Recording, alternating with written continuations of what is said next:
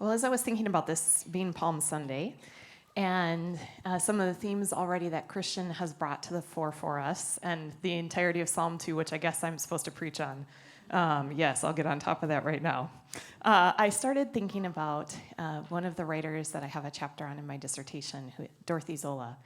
Dorothy Zola was a German woman, German Lutheran, who lived through the war. And she, along with many Christians, German Christians after World War II, really wrestled with what does it mean to be church? How dare we claim the name Christ in view of the horrors of the Shoah?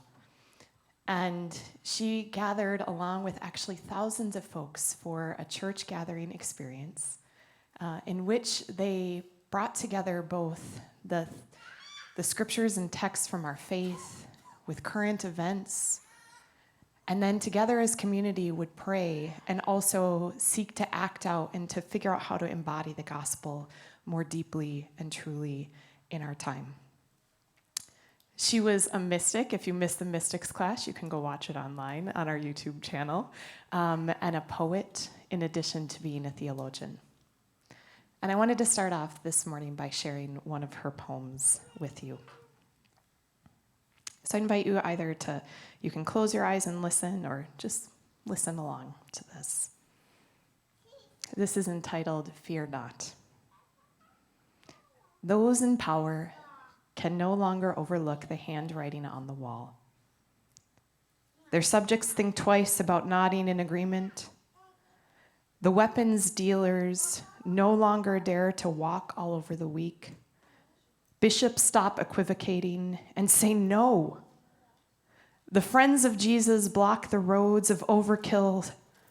School children learn the truth. How are we to recognize an angel except that he brings courage wherever fear was?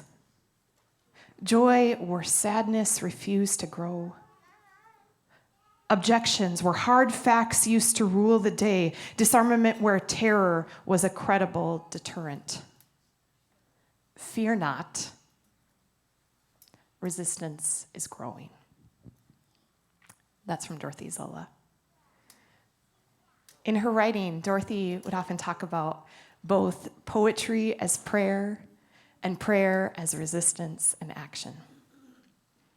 And this morning, as I was thinking about it being Palm Sunday, and what in this passage as we hear from Luke, what people were hoping for, and just thinking about us as people who probably also have some hopes and longings for God to show up in the world, potentially, maybe I'm not the only person who hopes God will show up and intervene in some things. Any amens? I see some, thank you. I was seeing head nods, which is also, I'll take those as amens too, right? So this is a very real human longing. Just like in the gospel text, the people, they were living under the Roman Empire. They were longing for freedom. Freedom in every sort of way that humans long for it, right? We long for it politically in terms of our movement. We long for it in our souls. We long for it in our spirits and in our bodies to be able to be free.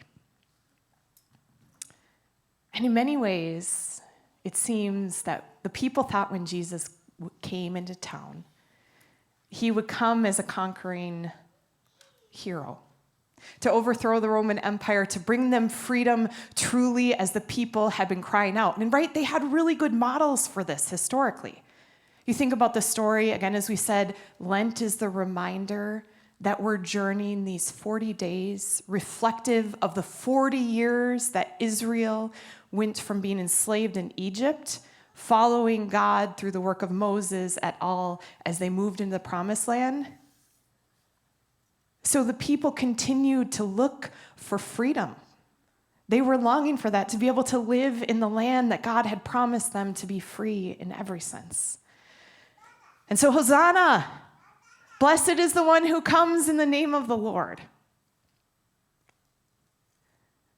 But Jesus didn't come on a war horse. Jesus came on a donkey. Symbol and an embodiment riding in peace. And the promise and the embodiment of it in every single way. Now, as it turns out, is people, even when we say Hosanna and we want freedom, sometimes the work of getting free, we actually don't want very much. So I'll tell you a story about a place that I worked in my late 20s. So I got this job, and I was the director of an office. And I was really excited. I was 29, and I was like, I've arrived. People are going to take me seriously now. I am almost 30. You know, I was grown, real grown. And I was pretty grown at that moment. I just grew some more since then. But I entered this office, and I had started going to therapy probably about 5 years prior.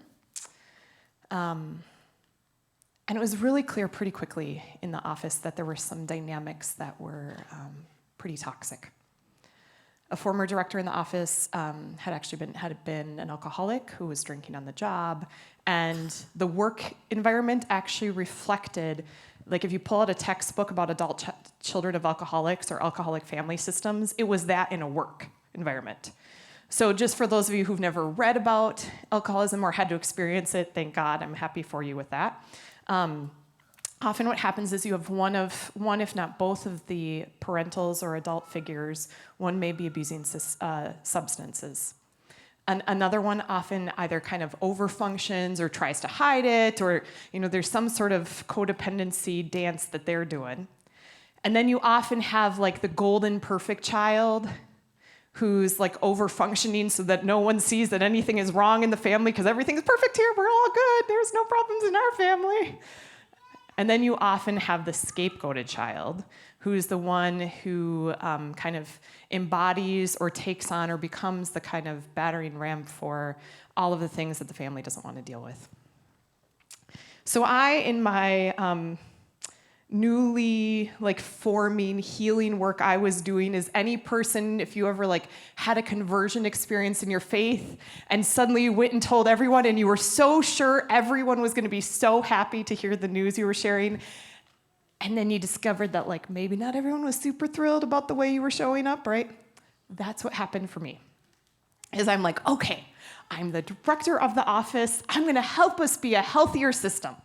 So the over-functioning person, adult in the family system who got paid less than everyone and worked 3 times more, I was like, hey, sweetie, it's okay. You can go home. We've got it. You've been having to work too much. She wasn't really happy with me about that, right? I thought she'd be like, thank you so much, Sara. You see me in the pain. And no, her identity had been formed as the person who kept everything together. And this big, bad bully was coming from the outside trying to take it away, right? So it didn't go as smoothly as I thought. I learned some things, et cetera, et cetera. I say this all to say, even as we profess and attest, like these folks did as Jesus came into town, Hosanna, blessed is the one who comes in the name of the Lord, Hosanna, Hosanna, Hosanna. We know what happens next. He dies. He gets killed, actually, right? Because who he was and the kind of good news that he came to bring and embody, it's actually a journey of death. A journey that requires us to go into the dark of our own souls and fears. A journey that doesn't allow us to get to just have a warhorse God who comes and slays everyone and saves the day. No, the way that Jesus shows up, the way that the good news of freedom of the gospel happens is through mustard seeds. It's so much more fraught and beautiful and human and complicated, but it also means that resurrection looks like people walking around with their wounds. And it turns out that even though this actually is good news, it doesn't always feel like good news at first. When Jesus comes along and says, hey, the power games that you're playing, lay down the swords. Can you just imagine Peter? We'll fast forward a couple days now. Jesus is with his disciples in the garden, and they come along to arrest Jesus, spoiler alert. And Peter, what does he do? We suspect it's Peter. Peter takes out the sword and he cuts off the ear of the dude. And then Jesus is like, no, You got to think Peter's like, you are the worst revolutionary I've ever met, right? Because you don't win wars by laying down your swords. Except for in the beautiful economy of the good news of the kingdom of God, you do. Many of you have heard me tell the story about the first time that our church voted to change the name and it didn't pass. I was really devastated. It was really painful and heartbreaking. And a song by the band The Brilliants came on, and it became my lifeline. Because when stuff gets really hard, I actually feel deep resonance with Peter. I'm like, let's power up and go, people. Who do we need to slay? Super healthy. Go to therapy, though, so I'm self-reflective about it, at least, Just kidding. This song comes on, right, and it's Give Me Doubt, so I can love my neighbor as myself. Give me doubt, so I can lay all my weapons on the ground. When the armor of God is too heavy for peace, give me doubt. Because that's the kind of Jesus we follow. A Jesus who, in the following of him, doesn't promise us easy, quick fixes or palm branches that then turn into swords and we just win, right? No, you know the historic practice of what the church does with the palm branches? Is we burn them.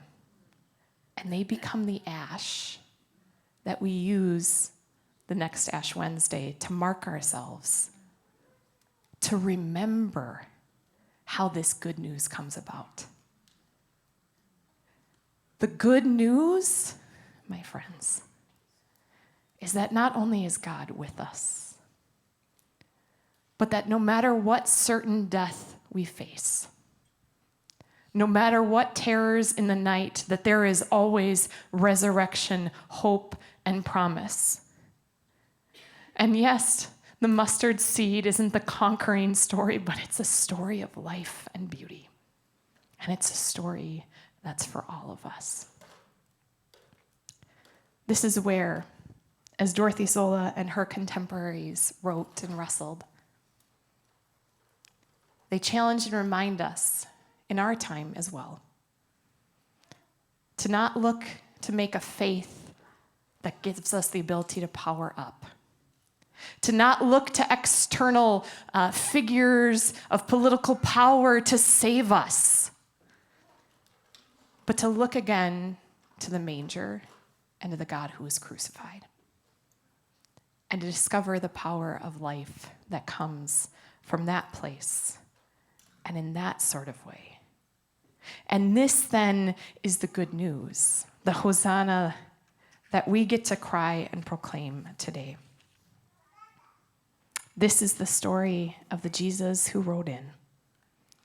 The story that even the rocks knew, right? The rocks knew about and would cry out. And this is where most fundamentally, part of what Dorothy Zoll and her contemporaries challenged is that part of our responsibility then as people who follow Christ now is to take up our crosses, not in the way of just self-flagellate and die, but to grow up and to seek to stand with accountability and responsibility in view of the cross to say, Lord, what is my work to do in the world? How am I called to love and to embody this gospel in this time? What does that mean and what does that call to me now? And so the promise and the invitation of Palm Sunday calls to us every year to remember this God who didn't come as that conquering war hero, but the God who came on a donkey with love. And to trust that, as the song Dahlia picked for us to start off with, we shall overcome someday. Deep in my heart, I do believe. Hear then this final closing piece from Dorothy Zola. This is called Dream Me, God. It's not you who should solve my problems, God, but I yours, God of the asylum seekers. It's not you who should feed the hungry, but I who should protect your children from the terror of the banks and armies. It's not you who should make room for the refugees, but I who should receive you, hardly hidden God of the desolate. You dreamed me, God, practicing walking upright and learning to kneel down. More beautiful than I am now. Happier than I dare to allow, freer than any country allows. Don't stop dreaming me or dreaming us, God. I don't want to stop remembering that I am your tree, planted by the streams of living water. So may we be people then of that living water and that living hope as we go forward.